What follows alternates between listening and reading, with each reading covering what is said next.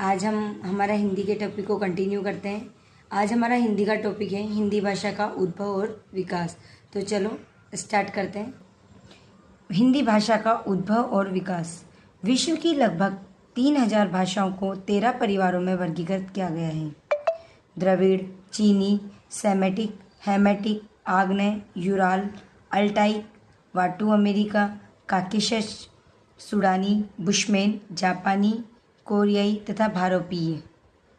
हिंदी भारोपीय परिवार की भाषा है।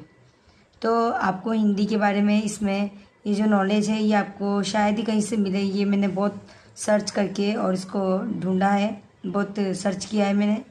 तो आप इसे देखिए, आपके लिए काफ़ी बेनिफिट रहेगा। भारोपीय भाषा। अब भारोपीय परिवार की भाषा है तो वो कहलाएगी भारोपीय भाषा। अब भारोपीय भाषा है क्या? इस परिवार की 2 मुख्य शाखाएं हैं, सतम और केंतुम। अब हम सतम के बारे में पढ़ेंगे। सतम है क्या? अल्बानिया, आर्मीनियम, बाल्टो स्लाविक, थेसो, फ्रेजियन तथा भारत ईरानी, इनसे रिलेटेड जो है इनमें ये वाले देश की भाषा है सतम आएगी। और केंतुम के अंतर्गत तोखारियम, केल्टिक, जर्मनिक, इटैलिक, ग्रीक तथा इरिलियन आएंगे। भारत ईरानी का नाम आर्य शाखा भी है। भारत ईरानी की 3 शाखाएं हुई, ईरानी, दरद और भारतीय आर्य भाषा। भारतीय आर्य भाषा के इस 3500 वर्ष के इतिहास को हम 3 कालों में या हम 3 भागों में बांटा गया है।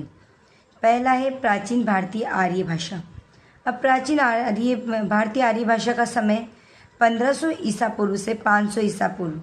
तो इसके अंतर्गत जो आएंगे आज हम उसी टॉपिक की चर्चा करेंगे। दूसरे काल में जो बांटा गया है वो है मध्यकालीन भारतीय आर्य भाषा। इसका समय 500 ईसा पूर्व से 1000 ईस्वी तक बांटा गया है। और जो हमारा तीसरा काल है वो है आधुनिक भारतीय आर्य भाषाएं। ये 1000 ईस्वी से अब तक वर्तमान समय तक इसको बांटा गया है। तो आज का जो हमारा पहला टॉपिक बनेगा वो है प्राचीन भारतीय आर्य भाषा। आज हम इसी को विस्तार से पढ़ेंगे और जो नेक्स्ट टॉपिक है वो हमारे अगले वीडियो में पढ़ेंगे। तो प्राचीन भारतीय आर्य भाषा।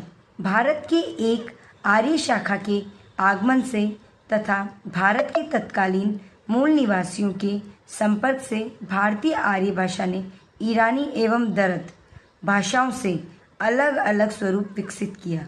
अब ईरानी और दरद, ये भी कंपटीशन में पूछा गया क्वेश्चन है कि ईरानी और दरद है क्या? ये एक भारतीय आर्य भाषा है। या फिर इसको ऐसे भी पूछा जा सकता है कि दरद और ईरानी कौन सी भाषा के अंतर्गत आती है, मध्यकालीन में, प्राचीन में या आधुनिक में? तो ये प्राचीन भारतीय आर्य भाषा के अंतर्गत आती है, जिसकी जिसके प्राचीनतम प्रमाण वैदिक संहिताएं हैं, जिन्हें 1200 ईसा पूर्व से 900 ईसा पूर्व के बीच प्रणीत हुआ माना जाता है। इस भाषा को संस्कृत कहा गया है। यद्यपि संस्कृत शब्द का प्रथम प्रयोग वाल्मीकि रामायण में ही मिलता है। इस संस्कृत के 2 रूप माने गए हैं, वैदिक संस्कृत और लौकिक संस्कृत। वैदिक संस्कृत का समय 1500 ईसा पूर्व से 800 ईसा पूर्व और लौकिक संस्कृत का समय 800 ईसा पूर्व से 500 ईसा पूर्व तय है। मैंने यहाँ समय भी मेंशन किया है ताकि आपको कोई कन्फ्यूजन ना हो। वैदिक संस्कृत में संहिताएं जो आती है ब्राह्मण, आरण्य तथा प्राचीन उपनिषद रचे गए हैं। वहीं वैदिक संस्कृत में 3 रूप मिलते हैं, उत्तरी, मध्य देशी एवं पूर्वी। ये भी क्वेश्चन नॉर्मली पूछा जाता है, अपने नेट वगैरह में भी पूछा जाता है क्वेश्चन कि वैदिक संस्कृत के कौन कौन से रूप मिलते हैं, इनको क्रम से जमाइए। तो इसका आंसर आएगा उत्तरी, मध्य देशी एवं पूर्वी।